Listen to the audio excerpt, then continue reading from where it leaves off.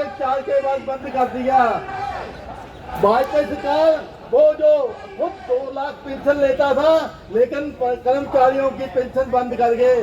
और आज भी ये कितना शर्मी की बात है कि हिंदुस्तान में 2 कानून चल रहे हैं। एक, कर्मचारियों को पेंशन नहीं दे रहे, उनकी पेंशन बंद की हुई है। दूसरे नंबर पर आप जो जितने भी संसद मेंबर हैं वो राज्य के एमएलए हैं, वो सब पेंशन लेते हैं। ये बेशर्मी की बात है कि ये एक देश में 2 कानून चलते हैं। इससे और भी ज्यादा बेशर्मी की तब हद हो जाती है जब वो कारपोरेट घरानों का 20 लाख करोड़ रुपया माफ हो जाता है। 2 लाख करोड़ माफ, 2 लाख रुपया भी माफ करने के लिए सरकार कहती है हमारे पास पैसा नहीं है। और आज जरूरत है इस बात की कि जिनको रोजगार नहीं मिलता उनको बेरोजगार भत्ता मिलना चाहिए। कि सरकार अगर उनको काम नहीं दे सकती तो उनको बेरोजगार भत्ता देना चाहिए। और पेंशन जो है वो हर नागरिक का अधिकार है, हर नागरिक को पेंशन मिलनी चाहिए। हमारा बुजुर्ग कभी रेहड़ी चला रहा है, तो रिक्शा चला रहा है, उसके 60 साल बाद वो काम नहीं कर सकता, लेकिन अपना पेट भरने के लिए उसको अपना मजदूरी करना पड़ता है, जिसके सरकार की जिम्मेवारी है कि उसको पेंशन देनी बनती है। ये मुलाजमों की पेंशन काट रहे हैं। इसके लिए हमको अपना संगठन और मजबूत करना पड़ेगा। हमको उन लोगों को भी साथ लेना पड़ेगा जो बेरोजगार नौजवान हैं, उनको भी अपने साथ जोड़ना पड़ेगा, क्योंकि ये एक बड़ा काफिला लेकर चलेंगे तभी हमारी अपनी मांगों का हल होगा। क्योंकि हम अकेले अपनी मांगों के लिए नहीं लड़ेंगे, हम समूचे लोगों की मांगों के लिए लड़ेंगे। इसलिए बात ही कहता मैं अपनी बात समाप्त करता हूँ। जय एकता, जय संघर्ष, जित लड़ने वाले लोगों को धन्यवाद मंजीत सिंह जी का। हम हमारे साथी 7 लोग आए हैं बीजापुर के इस मास धरना को समर्थन करने के लिए। सभी को नमस्कार।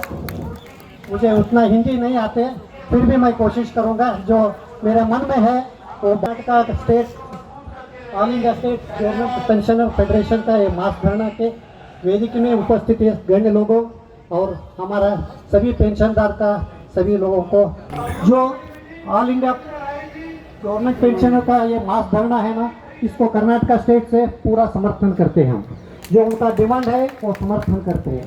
फिर भी हम एक अनुरोध करते हैं इस फेडरेशन से, हमारा जो अभी पेंशनदार का सभी है ना, वो एम्प्लॉय का एसोसिएशन है ना, उनका भी समर्थन लेना जरूर मांगता हूँ, क्योंकि वो भी 5 साल 10 साल होने के बाद आते हैं। इसलिए हम सभी मिलके ये फेडरेशन के समर्थन करते, हम जो हमारा डिमांड है वो करने के लिए मैं एक समर्थन देता हूँ। धन्यवाद।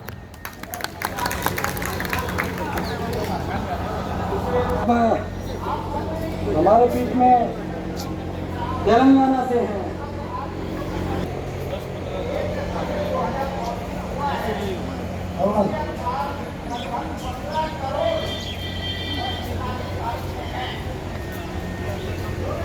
मंच पर बैठे आज के कार्यक्रम के अध्यक्ष जी और विभिन्न राज्यों के नेतागणों को नमस्कार। अपने सामने बैठे विभिन्न राज्यों के आईको पेंशन को भी तेलंगाना पेंशनर एसोसिएशन की ओर से बहुत बहुत धन्यवाद और नमस्कार।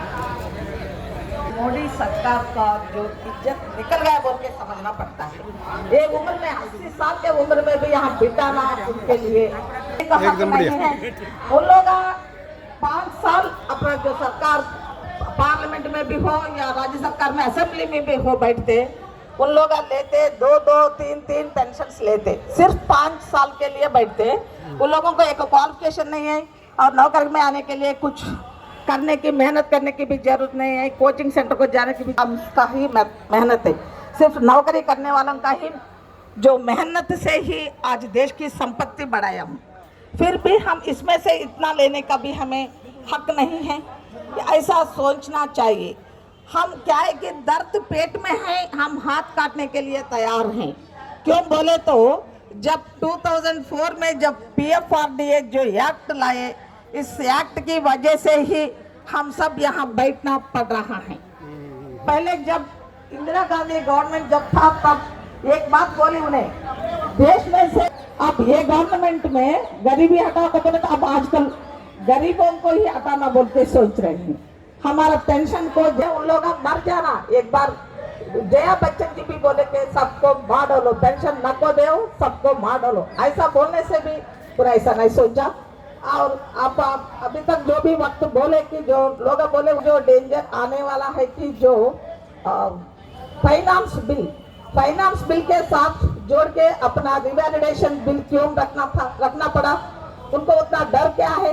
विपक्ष लोग उनके प्रति जो ऐसा क्या है कि वो विरोध करते बोल के उनको डर था।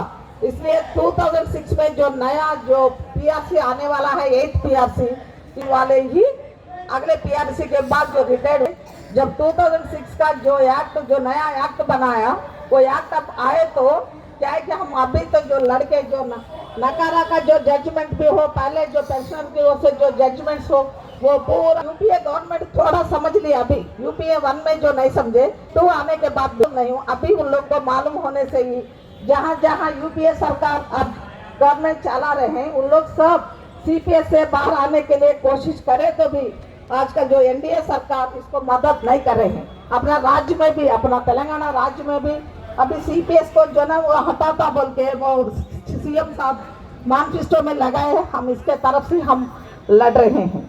सीपीएस को जब तक ये तो बहुत बड़ी महामारी है, वो महामारी को अपने इसमें से वो हम मदद करने के लिए आज भी हम जंतर मंतर करने के लिए 10 लोग आए, 10 नहीं 100 नहीं जितने भी लोग हैं कि उन लोगों को मदद करने के लिए हम राज्य सरकार की ओर से Telangana all pension and retired person की ओर से हम तैयार हैं आने के लिए।